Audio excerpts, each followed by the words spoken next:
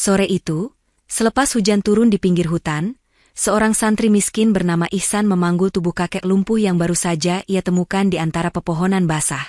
Nafasnya terengah, kakinya licin menginjak tanah, namun ia tetap melangkah menuju gubuk bambu kecil di tepi kebun pisang.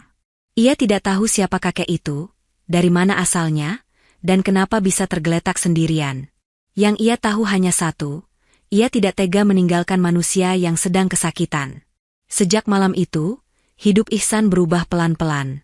Rezekinya makin sempit, tetangga mulai menjauh, dan ancaman dari aparat desa datang satu persatu. Sampai suatu pagi, sebuah mobil mewah hitam berhenti tepat di depan gubuk reot mereka.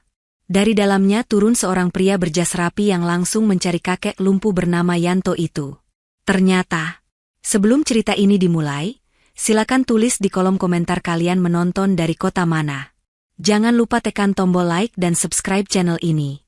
Untuk yang sudah mendukung dengan like, komen, dan subscribe, semoga Allah mempermudah setiap urusan kalian, meluaskan rezeki, disehatkan badannya, dan mengabulkan segala keinginan dunia maupun akhirat. Amin ya rabbal alamin. Sekarang mari kita mulai ceritanya. Langit sore masih menyimpan sisa warna abu ketika Ihsan melangkah sendirian di jalan tanah yang memotong hutan kecil di pinggir kampung. Bajunya basah oleh hujan yang baru saja reda. Di tangannya ada tas kain lusuh berisi kitab kuning, dan beberapa bungkus sayur sisa dagangan ibunya. Setiap kali kakinya menjejak tanah becek, suara kecipak terdengar pelan. Ia mempercepat langkah. Di kepalanya terngiang pesan ustaz di pesantren tentang menjaga sholat maghrib. Jarak dari pesantren ke gubuknya tidak jauh, tetapi jalan setapak melewati hutan selalu membuat orang kampung enggan melewatinya menjelang senja. Saat itulah sebuah suara lirih menembus suara serangga. Seperti rintihan panjang, tertahan, lalu hilang. Ihsan menghentikan langkah. Jantungnya berdegup. Ia menajamkan telinga, mengira hanya ilusi. Namun suara itu muncul lagi, lebih jelas, diiringi bisikan lemah meminta tolong. Hawa dingin menjalari tengkuknya. Orang-orang kampung sering bercerita tentang macam-macam hal di hutan ini. Tapi Ihsan teringat nasihat gurunya tentang tidak takut menolong manusia yang membutuhkan. Ia menarik napas panjang, menyebut nama Allah pelan, lalu melangkah mengikuti arah suara. Ia menyibak semak, melewati rumpun pisang liar yang daunnya meneteskan sisa hujan. Di bawah sebuah pohon besar, pandangannya menangkap sosok tubuh tergeletak miring. Seorang lelaki tua, dengan rambut memutih, wajah penuh lumpur, dan pakaian robek yang menempel di kulit kurusnya. Pak D. Ihsan berlari mendekat, lututnya sontak lemas. Lelaki itu membuka mata dengan susah payah. Bola matanya keruh, namun masih menyimpan nyala kecil. Bibir keringnya bergerak pelan. Nak tolong, suaranya hampir tak terdengar. Ihsan berjongkok. Ia mencoba mengangkat tubuh lelaki itu, tetapi kakinya yang tua tidak memberi respon. Setiap kali digerakkan, kakek itu meringis menahan sakit. Panjenengan kenapa bisa di sini? Ihsan bertanya pelan, menahan panik. Aku jatuh tidak bisa gerak, nafas kakek itu terputus-putus. Namaku Yanto. Tak ada siapa-siapa di sekitar. Jalan kampung sudah jauh di belakang, dan matahari perlahan turun di balik pepohonan. Ihsan menelan ludah. Kalau ia kembali ke kampung untuk mencari bantuan, mungkin malam sudah keburu datang dan nyawa lelaki tua ini terancam. Ia memandang wajah keriput Yanto. Di balik lumpur dan peluh, Ihsan melihat ketakutan yang sangat manusiawi. Ia menggeser tas kain dari punggungnya, lalu duduk lebih rendah. Pak, saya Ihsan, santri dari kampung sebelah. Saya coba gendong jenengan. Kalau saya tinggalkan di sini, saya takut tidak ada yang datang. Yanto menatapnya, air mata bercampur air hujan di pipinya. Ia tidak menjawab, hanya mengangguk perlahan. Dengan sekuat tenaga, Ihsan memiringkan tubuh kakek itu ke punggungnya. Beban itu membuat tulang punggungnya protes. Kakinya sedikit goyah, tetapi ia menggigit bibir, menahan rasa sakit. Tangan Yanto yang kurus melingkar lemah di lehernya. Langkah pertama selalu yang paling berat. Jalanan becek membuat ia beberapa kali hampir tergelincir. Setiap kali berhenti, Ihsan memandang ke depan, ke arah samar gubuk kecil di ujung kebun pisang yang menjadi rumahnya. Di dalam sana, Ibunya pasti sedang menyiapkan air panas untuk mandi dan menunggu sayur yang tidak laku untuk dihangatkan. Sebentar lagi, Pak. Sedikit lagi, lirihnya, lebih untuk menguatkan diri sendiri. Udara sore makin dingin, kabut tipis turun, tetapi di dalam dada Ihsan ada hangat yang berbeda.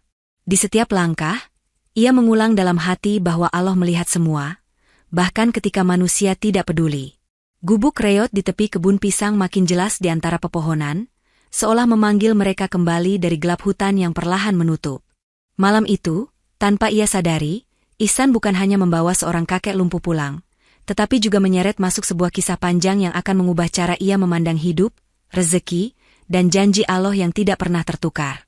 Pintu bambu gubuk itu berderit ketika Ihsan menyepaknya pelan dengan tumit.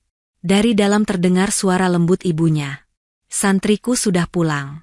Perempuan bertubuh kecil dengan kerudung kusam itu muncul di ambang pintu.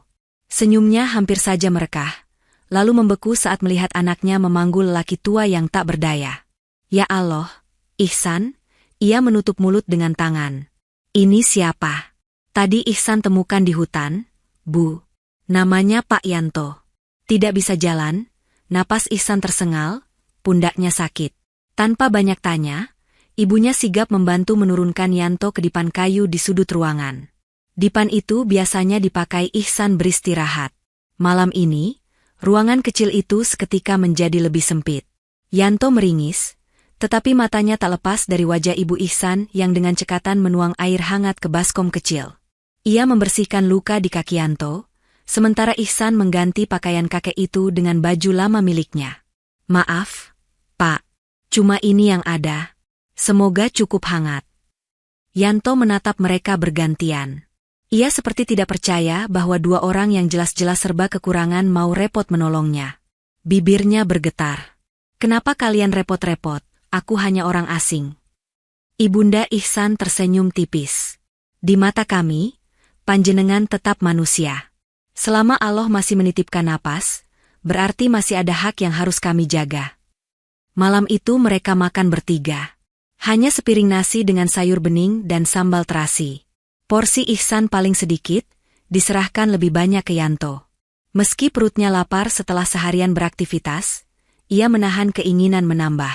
Keesokan paginya, kabar tentang kakek lumpuh di gubuk santri miskin menyebar seperti asap terbawa angin. Satu persatu tetangga berdatangan. Ada yang datang membawa senyum ingin tahu, ada yang datang dengan tatapan curiga. Ini kakek dari mana? San, tanya seorang ibu sambil melirik tajam. Jangan-jangan dia pelarian dari kota. Atau orang gila yang kabur dari rumah sakit. Bisik-bisik itu terdengar jelas. Ihsan hanya menunduk, menjelaskan berkali-kali bahwa ia menemukannya di hutan.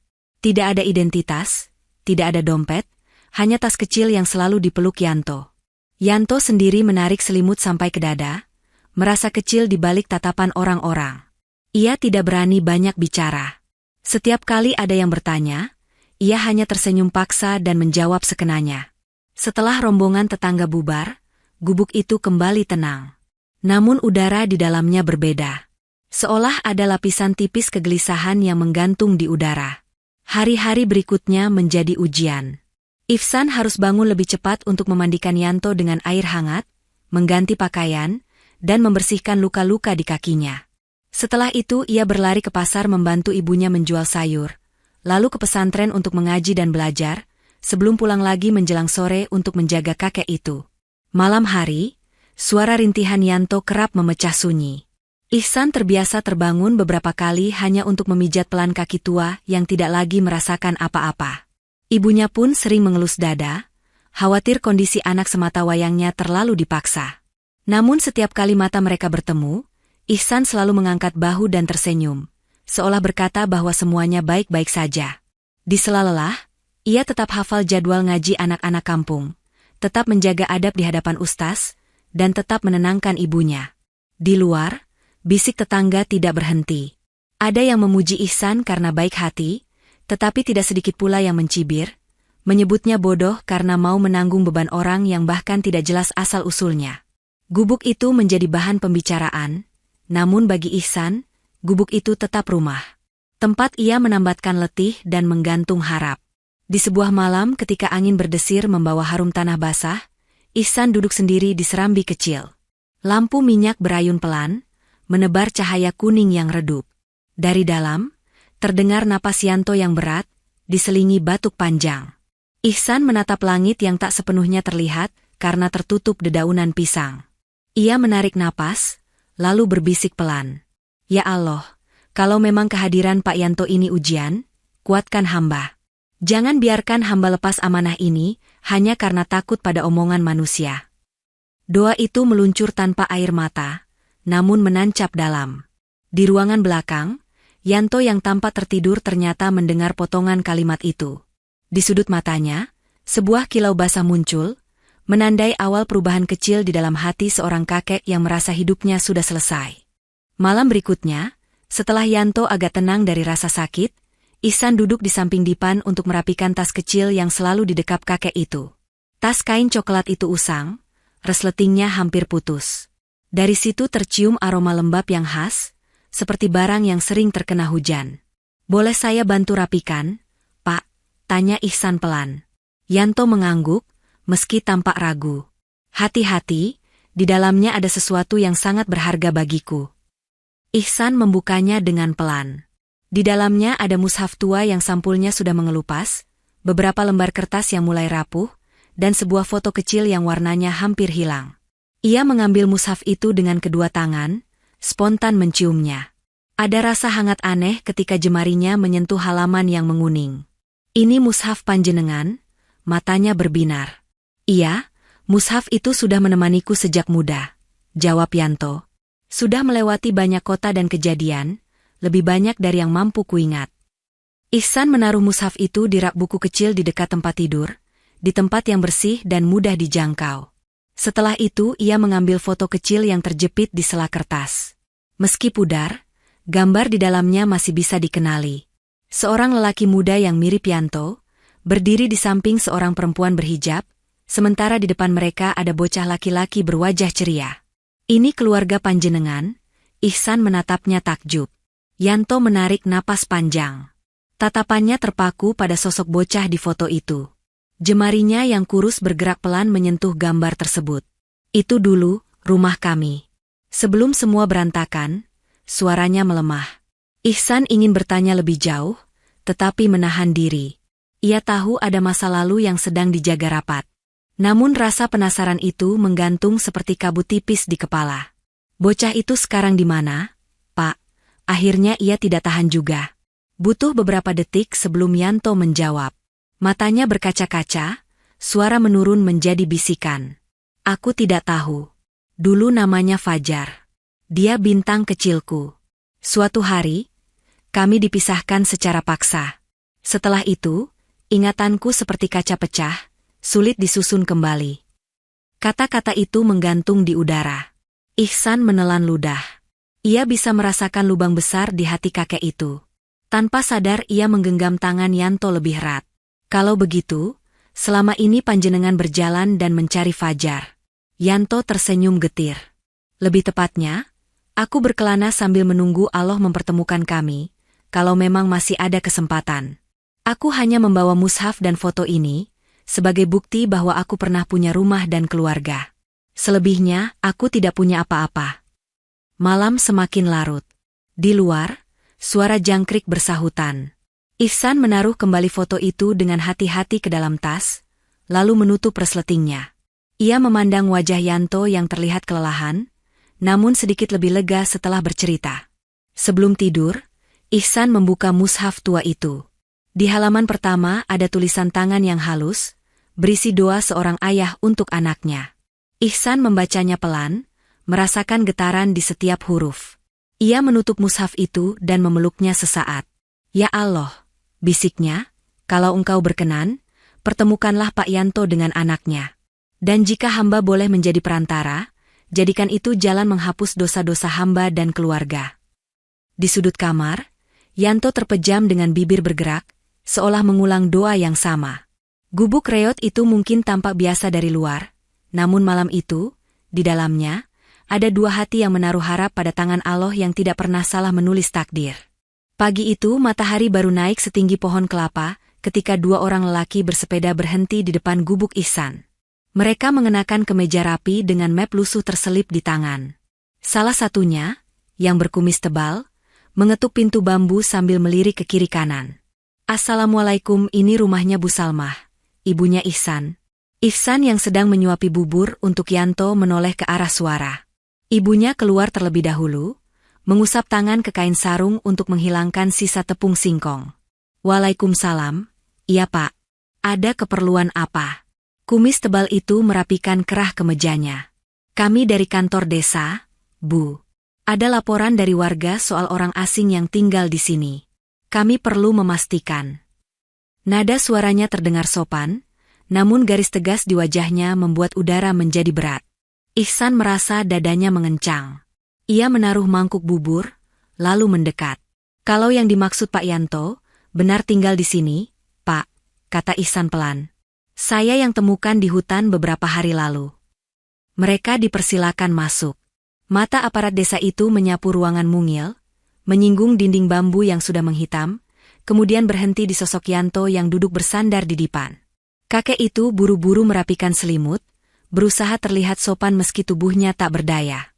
"Pak Yanto, kami ingin tanya beberapa hal," ujar salah satu dari mereka, yang berkacamata tipis. "Panjenengan punya keluarga di kampung ini, atau surat identitas?" Yanto menggeleng pelan. "Tidak, Nak. Saya tidak punya siapa-siapa lagi. Dompet saya hilang entah di mana." Kumis tebal mencatat sesuatu di kertas. "Jadi panjenengan sudah beberapa hari di sini, ditampung keluarga ini.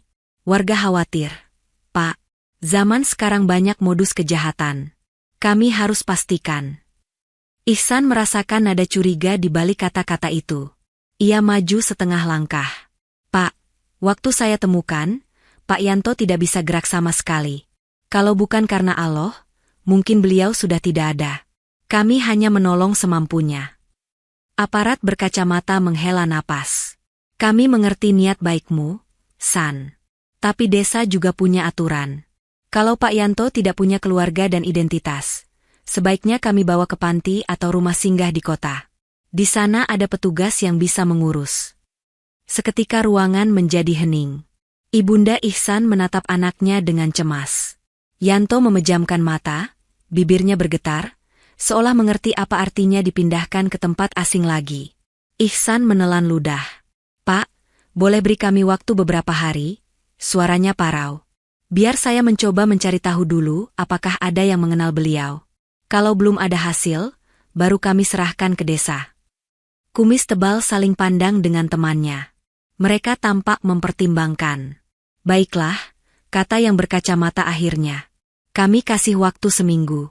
Tapi kalau dalam seminggu tidak ada kejelasan, kami akan datang lagi. Tolong jangan persulit kami, ya." Mereka pamit dengan sopan, lalu mengayuh sepeda meninggalkan gubuk kecil itu. Bunyi roda yang menjauh terasa seperti ketukan keras di dada Ihsan. Setelah pintu tertutup, Ibunda Ihsan duduk lemas di lantai. "San, kalau mereka bawa Pak Yanto, gimana?" Ihsan menghela napas panjang. Ia mendekati Yanto yang masih menatap langit-langit dengan mata basah. "Pak, maafkan saya," ucap Ihsan. "Bukan saya yang melapor. Mungkin tetangga khawatir." Yanto tersenyum tipis, meski air mata mengalir ke pelipis. "Kau tidak perlu minta maaf, Nak. Aku yang seharusnya merasa bersalah.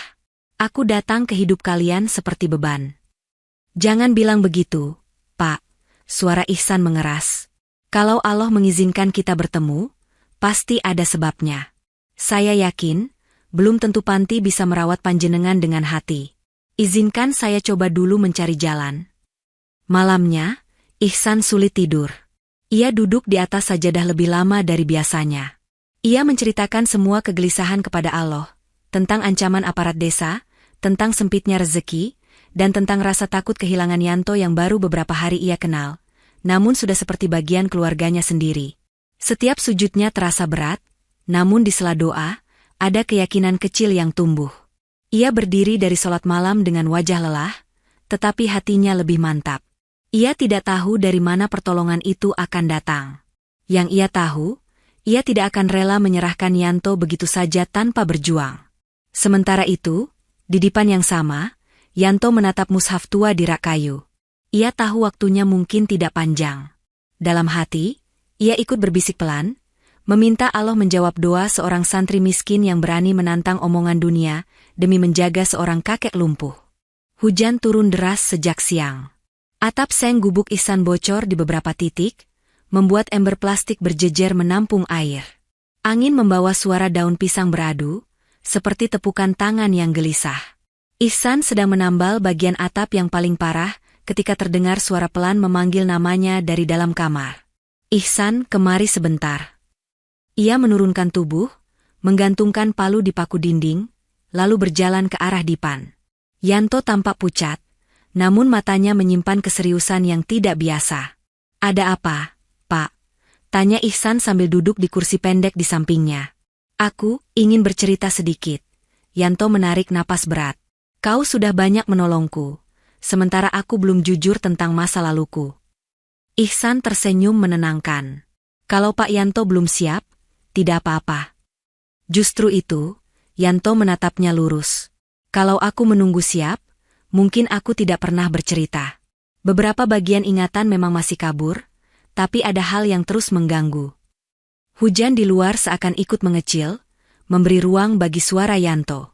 Kakek itu mulai bercerita dengan lirih. Tentang masa ketika ia masih memiliki usaha kecil di kota, menjual bahan bangunan dan alat konstruksi.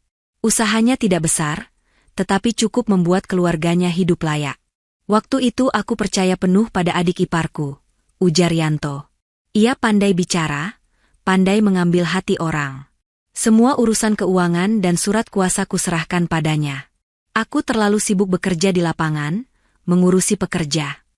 Perlahan, Yanto menggambarkan bagaimana kepercayaan itu berubah menjadi jerat. Tanda tangan yang ia buat di atas kertas kosong, kertas yang katanya hanya untuk urusan bank, ternyata menjadi surat pelepasan aset. Fitnah bertubi-tubi ditujukan padanya, seolah ia berjudi dan mabuk hingga perusahaan nyaris bangkrut. "Aku tidak sempat membela diri di depan keluargaku." Suaranya pecah. "Semua terjadi cepat. Aku diusir dari rumah yang kubangun dari nol. Istriku menangis, Fajar yang masih kecil memelukku, tidak mengerti apa-apa. Saat itulah aku kabur dengan pikiran kalut, dan kecelakaan itu terjadi." Ingatan Yanto berhenti di situ. Ia menutup mata, seolah melihat kembali lampu jalan yang memerah dan suara rem yang terlambat bekerja. Ketika sadar, ia sudah terbaring di rumah sakit dengan tubuh lumpuh dan ingatan yang berantakan.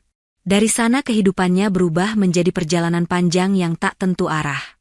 Ihsan mendengarkan tanpa menyela. Ia bisa merasakan getir yang mengalir di setiap kata. Hujan di luar kini hanya gerimis. "Aku tidak langsung mencari keluargaku," sambung Yanto lirih. "Ada rasa malu, ada marah, ada juga rasa tidak berguna. Bertahun-tahun aku hidup berpindah-pindah, mengandalkan belas kasihan orang. Baru beberapa tahun terakhir aku mulai mencoba mencari kabar Fajar. Sayangnya, setiap jejak yang kuikuti selalu terlambat." Ia berhenti sebentar, menelan ludah. "Aku tidak tahu apakah ia masih menganggapku ayah. Bisa jadi yang ia dengar selama ini adalah cerita buruk tentangku. Itu yang membuatku takut sekaligus rindu." Ihsan menggenggam tangan Yanto, merasakan kulit keriput yang dingin. "Pak, Allah Maha Pembolak-balik hati. Selama panjenengan masih berharap, pintu itu belum tertutup. Mungkin Allah menunda pertemuan agar Pak Yanto belajar banyak hal di perjalanan." Yanto menatapnya, lalu tersenyum lemah. "Kau bicara seperti orang yang jauh lebih tua, Nak. Mungkin karena terlalu sering berdialog dengan kitab." Keduanya tertawa kecil, mengendurkan ketegangan. Namun Yanto belum selesai. "Ada satu hal lagi," katanya pelan. "Kalau suatu hari, entah kapan, ada orang datang mencariku, tolong jangan langsung percaya pada ceritanya. Dengarkan juga versiku. Aku takut fitnah lama itu diulang lagi." Ihsan mengangguk mantap. "Insya Allah, Pak. Saya akan berdiri di tengah, tidak memihak siapapun selain kebenaran." Di luar, gerimis berhenti. Hanya sisa tetes air yang jatuh dari ujung daun. Di dalam gubuk, ada beban di dada Yanto yang sedikit terangkat. Meski belum semua rahasia terkuak, Pengakuan setengah hati itu membuka pintu kecil yang kelak akan menjadi jalur masuknya kejutan besar ke dalam hidup mereka. Hari-hari berikutnya bergerak pelan seperti jam tua yang nyaris macet. Setiap pagi, Ihsan berangkat ke pasar sebelum azan subuh berkumandang. Ia membantu mengangkat karung sayur, menata dagangan ibunya, lalu menunggu pembeli yang kadang datang, kadang tidak. Musim hujan membuat harga sayur turun. Banyak petani panen bersamaan, sedangkan pembeli tak bertambah. Seringkali mereka membawa pulang sebagian besar dagangan yang tidak laku, lalu memasaknya sendiri agar tidak terbuang. Tidak apa-apa, San, kata ibunya suatu pagi ketika menghitung uang hasil jualan. Meski sedikit, yang penting halal. Allah yang mengatur. Ihsan mengangguk, meski di dalam hati ia menghitung kebutuhan yang menumpuk. Obat untuk Yanto, biaya pesantren, kebutuhan rumah, semua berbaris seperti angka yang saling berebut tempat. Ia mulai mencari pekerjaan tambahan. Ada tetangga yang memintanya membantu memotong kayu, ada yang menyuruhnya mengangkat barang saat pindahan. Upahnya tidak seberapa, tapi Ihsan menerimanya dengan syukur. Untuk menutup kekurangan, ia menggadaikan sepeda butut yang biasa dipakainya ke pasar. Kini ia berjalan kaki, menempuh jarak yang terasa 2 kali lebih jauh. Jam tangan kecil hadiah dari ustaz, saat ia hatam hafalan juz, amma pun ia lepaskan dengan berat hati. Uang dari hasil gadai itu langsung habis untuk membayar utang di warung dan membeli obat Yanto. Malam hari, ketika semua tertidur, perut Ihsan sering berbunyi. Ia sengaja mengurangi jatah makan agar Yanto dan ibunya cukup. Namun di depan mereka ia selalu berkata sudah makan di pesantren, tidak ingin membuat mereka merasa bersalah. Dalam kelelahan itu, ia tidak pernah absen mengajar ngaji anak-anak kampung di musola. Suaranya tetap lembut saat melafalkan ayat, meski tubuhnya ingin rebah.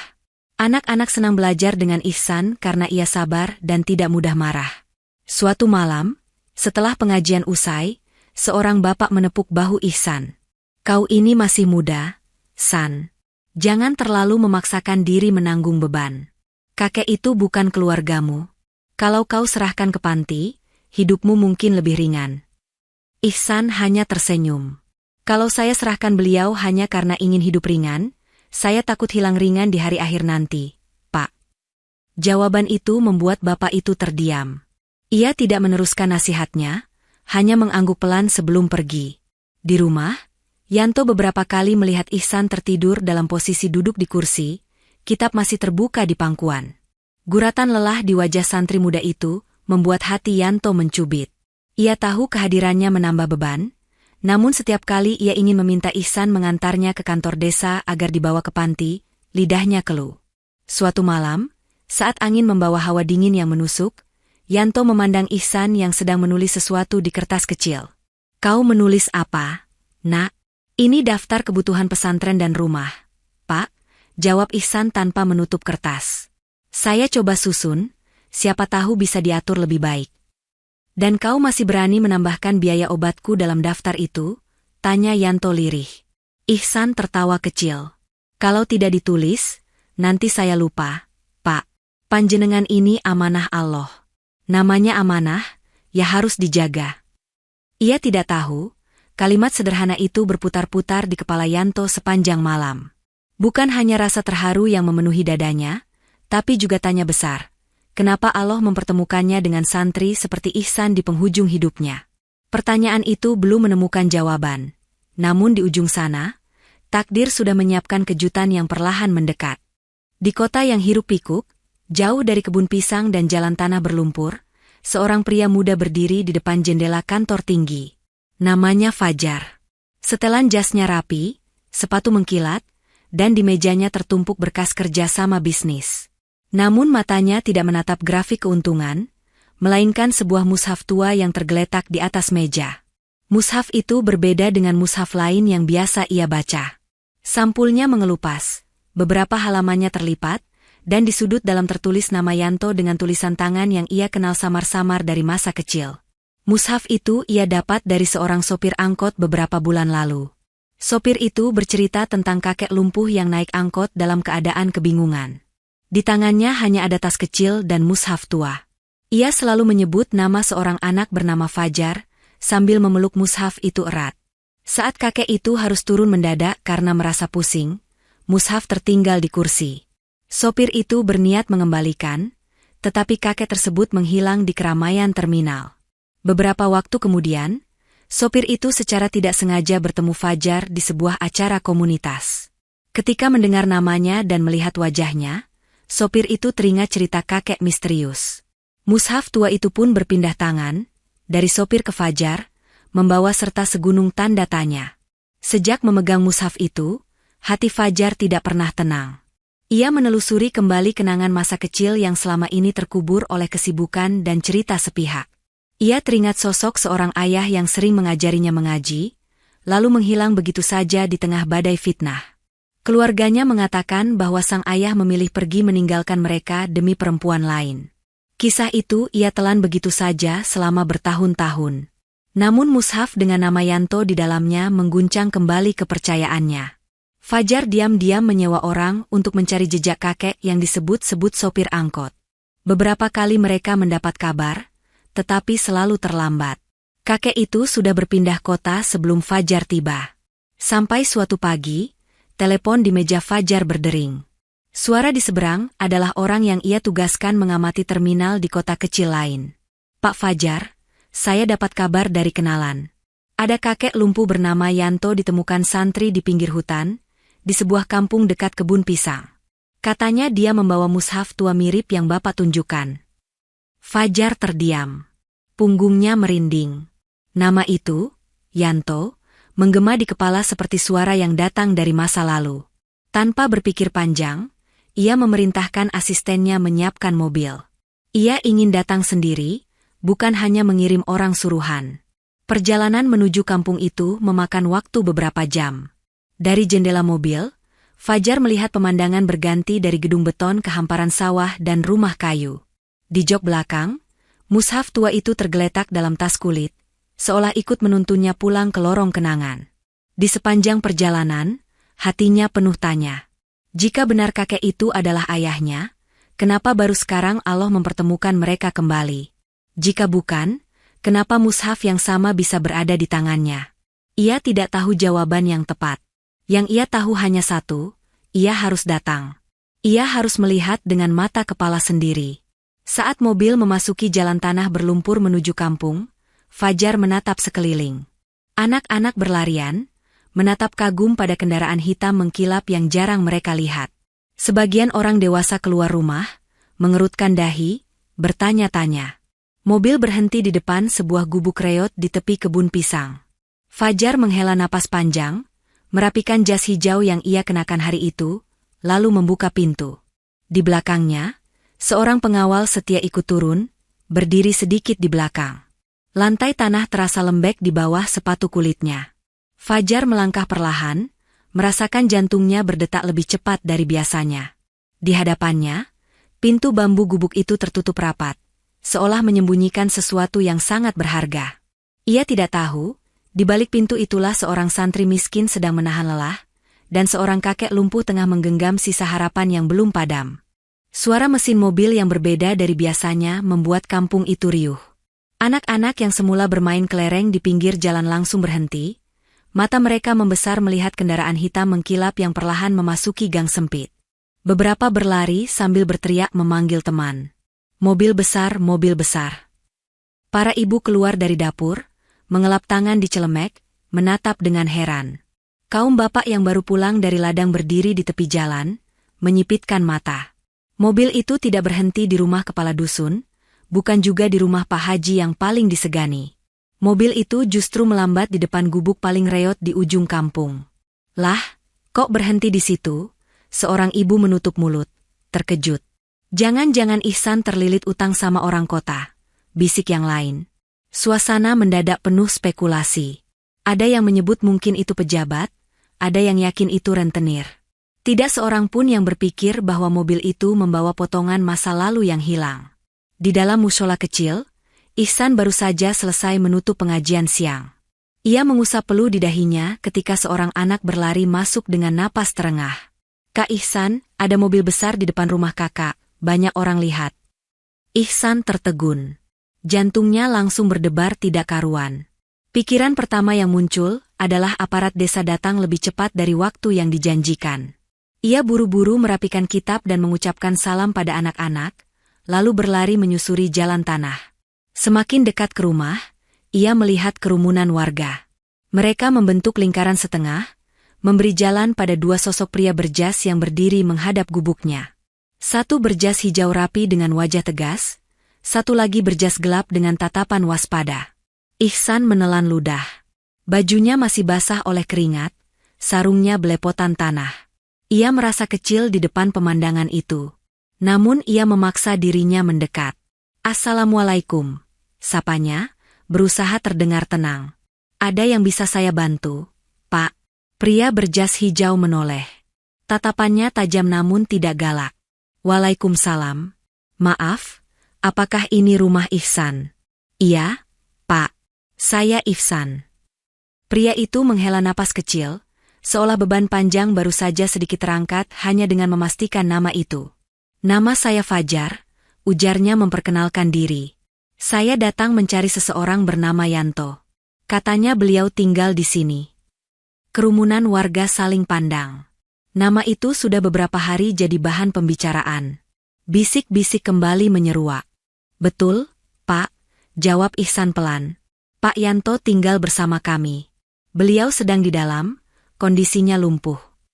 Fajar mengangguk, matanya sesaat memejam, seakan menahan sesuatu. "Bolehkah saya bertemu dengannya?" Ihsan menatap ibunya yang berdiri di dekat pintu. Perempuan itu mengangguk pelan. Tanpa berkata banyak, Ihsan mempersilakan Fajar dan pengawalnya masuk. Sebelum mengikuti, ia menatap sekilas ke arah warga yang masih berkerumun. "Maaf, Bapak Ibu, biarkan dulu mereka masuk. Nanti kalau sudah selesai, saya jelaskan." Kerumunan perlahan mundur, namun tidak benar-benar bubar. Mereka tetap di halaman, sebagian mengintip dari celah dinding bambu, ingin tahu apa yang sebenarnya terjadi di dalam gubuk reot itu. Di dalam, udara terasa lebih padat. Yanto duduk bersandar di dipan, memegang mushaf yang tadi pagi baru saja dibaca Ihsan. Suara langkah kaki dan bisik pelan di luar membuatnya gelisah. Ketika pintu terbuka, cahaya sore masuk bersama tiga sosok. Ihsan, ibunya, dan pria muda berjas hijau. Yanto mengerjap. Wajah pria itu tampak asing. Namun ada sesuatu di garis rahangnya, di cara matanya memandang, yang terasa sangat familiar. Dunia di sekelilingnya seakan melambat. Mushaf di tangannya hampir jatuh. Fajar berhenti beberapa langkah dari dipan. Dadanya naik turun, menahan emosi yang berdesakan. Ia memandang kakek kurus itu lama sekali, seolah mencari kepingan masa kecil di wajah yang sekarang penuh keriput. Dalam hening yang panjang, hanya suara detak jam dinding murahan yang terdengar. Sampai akhirnya, bibir Yanto bergetar, mengeluarkan sebuah nama yang telah ia simpan bertahun-tahun. "Fajar." Nama itu pecah di udara seperti kaca jatuh di lantai. Fajar tersentak. Tidak ada yang pernah memanggilnya seperti itu selain ibunya, dan seseorang yang dulu ia sebut bapak. Suara Yanto yang parau seakan menariknya kembali ke ruang tamu rumah lama, ke masa ketika ia masih duduk di pangkuan seorang lelaki kuat yang mengajarkan huruf-huruf hijayah. "Bapak?" Kata itu lolos begitu saja dari bibirnya. Ihsan yang berdiri di samping terpaku. Ibunya menutup mulut, air mata langsung menggenang. Mereka berdua saling pandang, menyadari bahwa pertemuan ini bukan pertemuan biasa. Di depan mata mereka, masa lalu yang hancur sedang berusaha menyatu kembali. Fajar melangkah mendekat. Ia duduk di kursi pendek di depan dipan, mengabaikan jas mahalnya yang mungkin kotor oleh debu lantai. Matanya tak lepas dari wajah Yanto. "Benarkah panjenengan bapak saya?" Suaranya bergetar. Yanto mengangguk, air mata mengalir bebas di pipinya. "Maafkan aku, Nak. Maafkan bapak yang lama menghilang. Bapak tidak pergi karena tidak sayang. Bapak hanya kalah oleh keadaan." Fajar menunduk, bahunya gemetar. Semua cerita buruk tentang ayah yang ia dengar dulu tiba-tiba tampak retak. Ia teringat wajah ibunya yang lelah menjelaskan bahwa ayah mereka pergi tanpa menoleh. Ia teringat paman yang selalu mengingatkannya untuk tidak meniru sifat buruk sang ayah. Kini semua itu seperti bayangan yang berlawanan dengan sosok Renta yang ada di hadapannya. "Selama ini aku percaya bapak meninggalkan kami demi perempuan lain," Fajar berkata pelan. Aku membenci nama Bapak, sampai mushaf ini kembali ke tanganku. Ia mengeluarkan mushaf tua dari tas kulit, dan meletakkannya di pangkuan Yanto.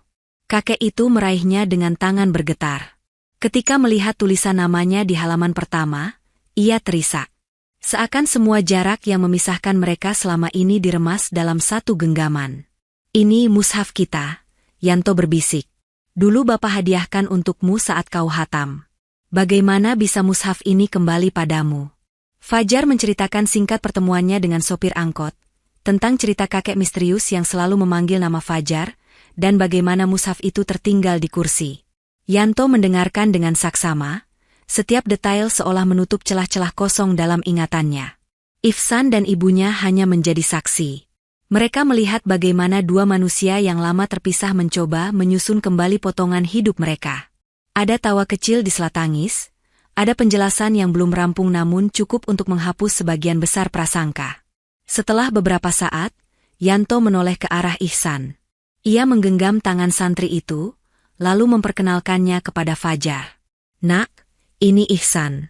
Kalau bukan karena dia, mungkin kau tidak akan pernah bertemu Bapak dalam keadaan hidup.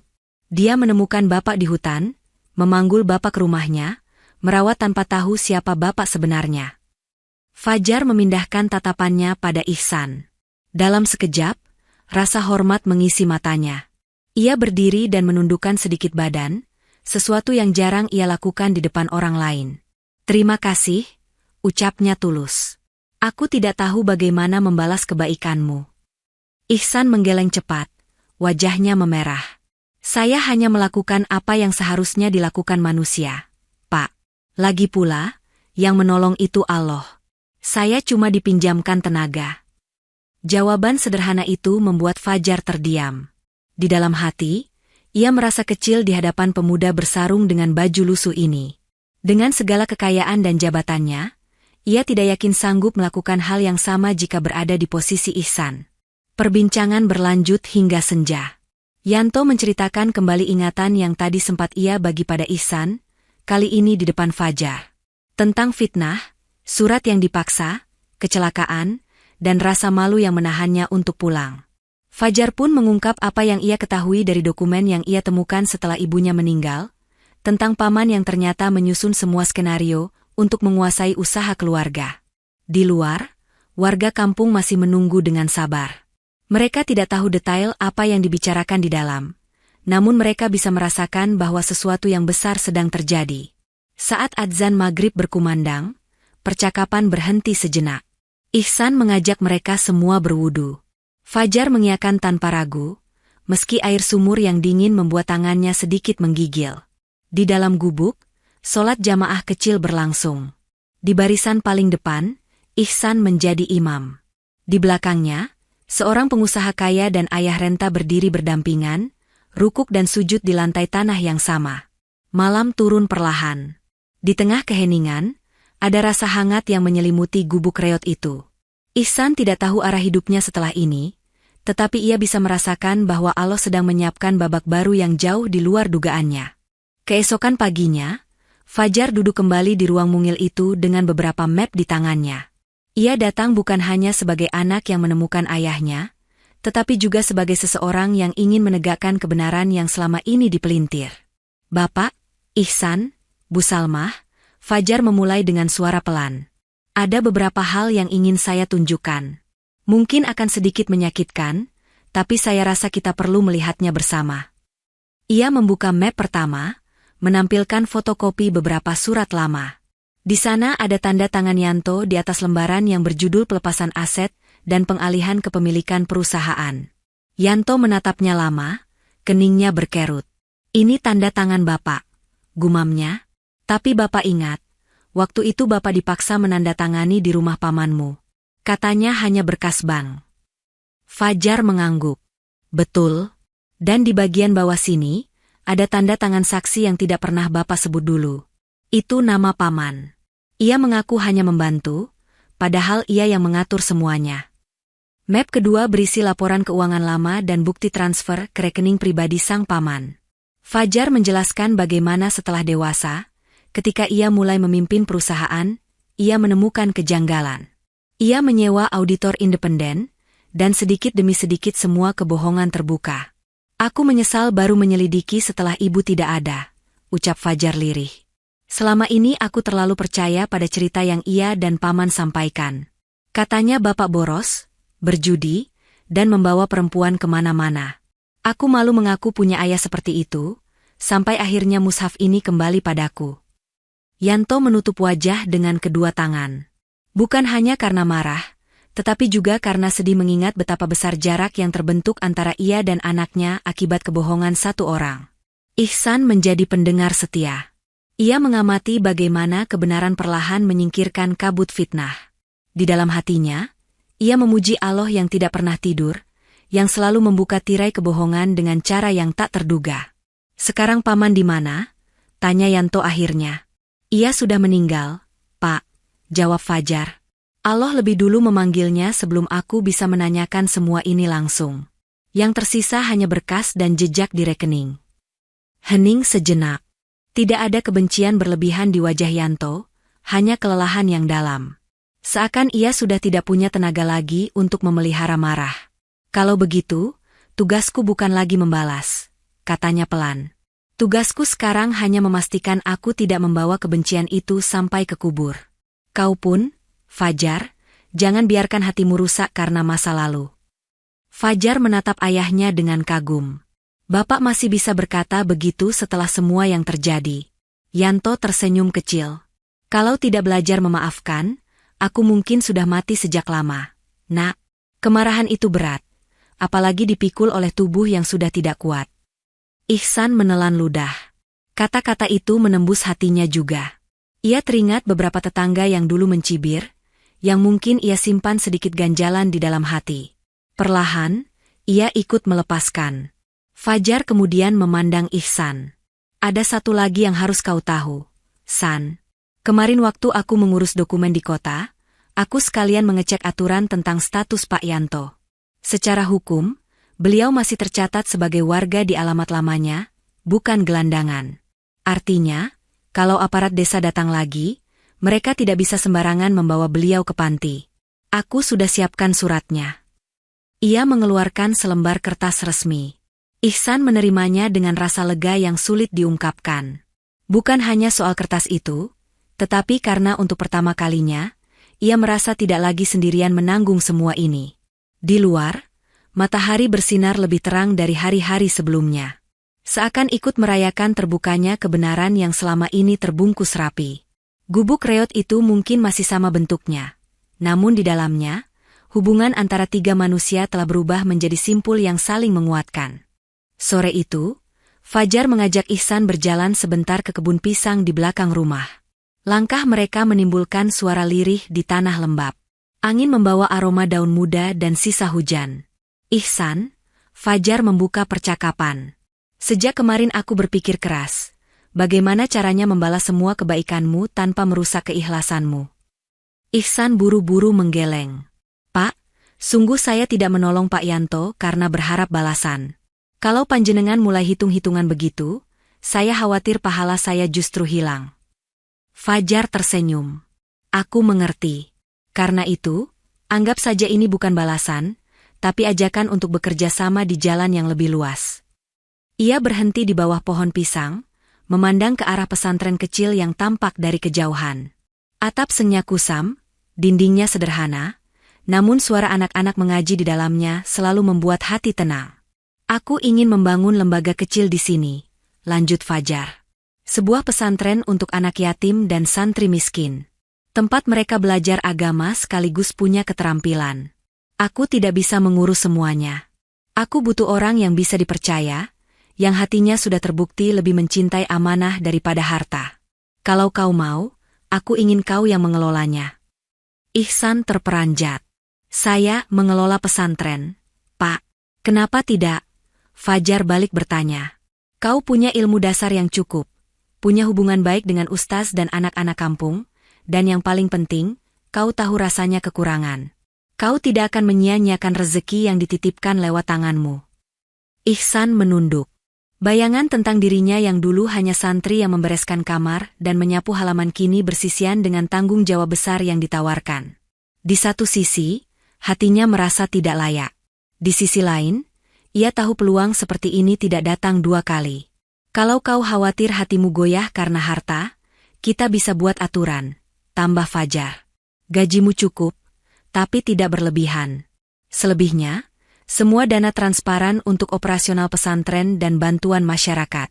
Aku juga akan melibatkan beberapa ustaz sebagai dewan pengawas.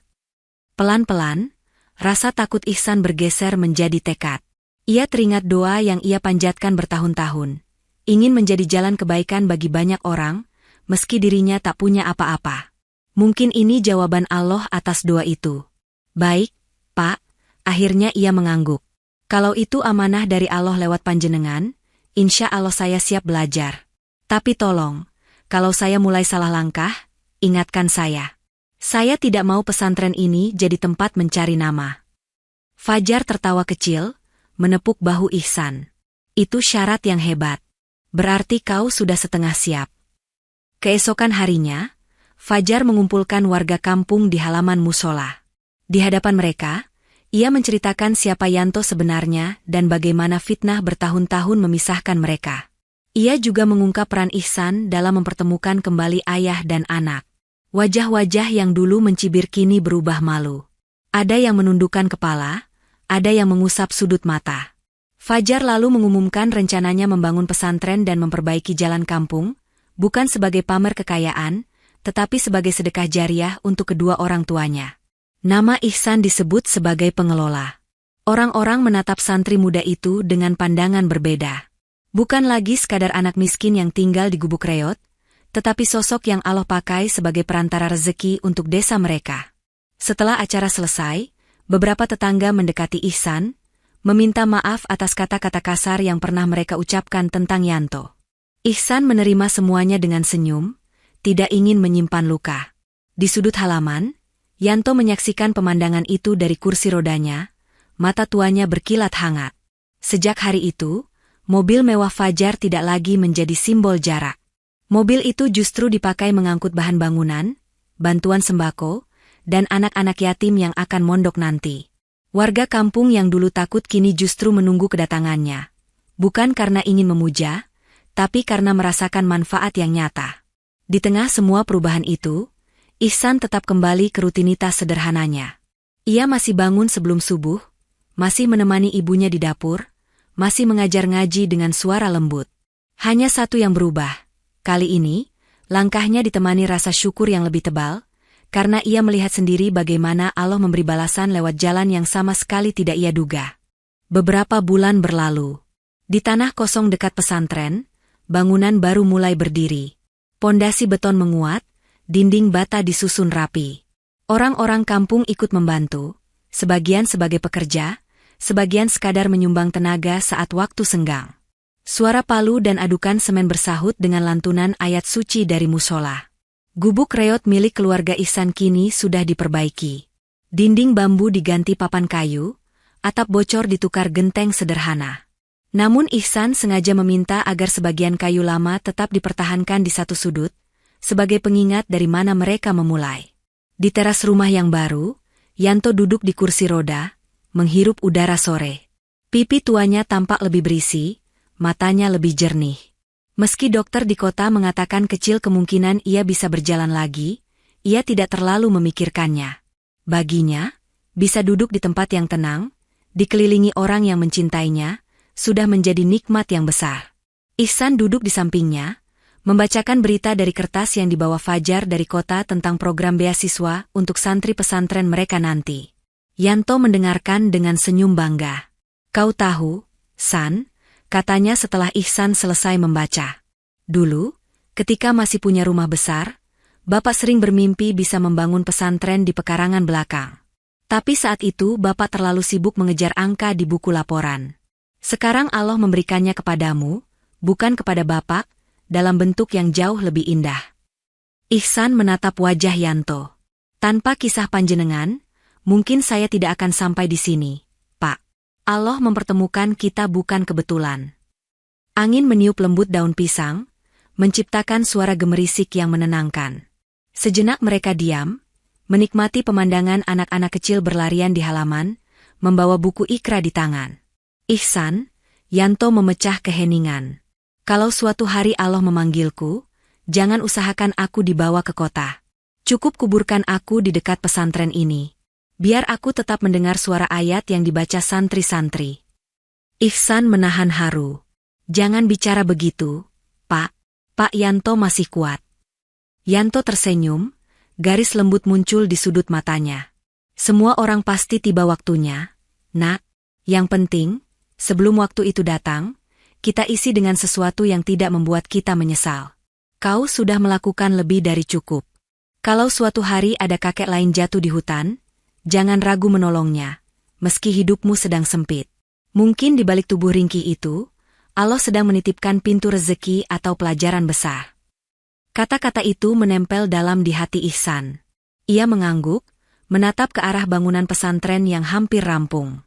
Di sana nanti akan ada banyak anak, dengan latar belakang berbeda, datang membawa mimpi dan luka masing-masing.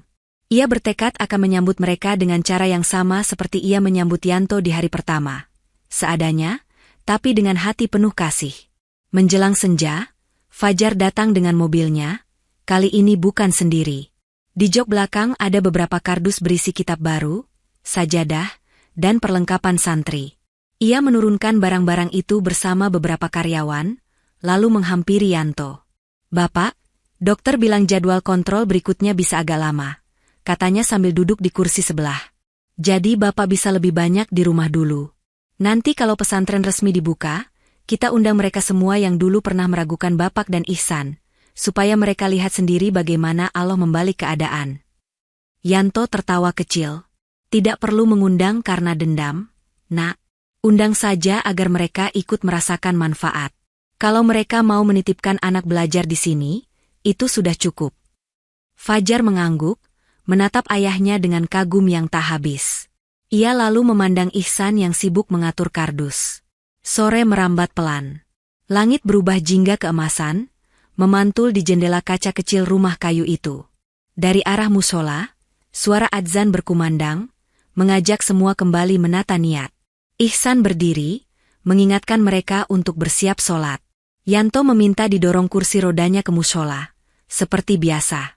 Fajar berjalan di sampingnya, sementara Ibunda Ihsan menutup pintu rumah pelan-pelan.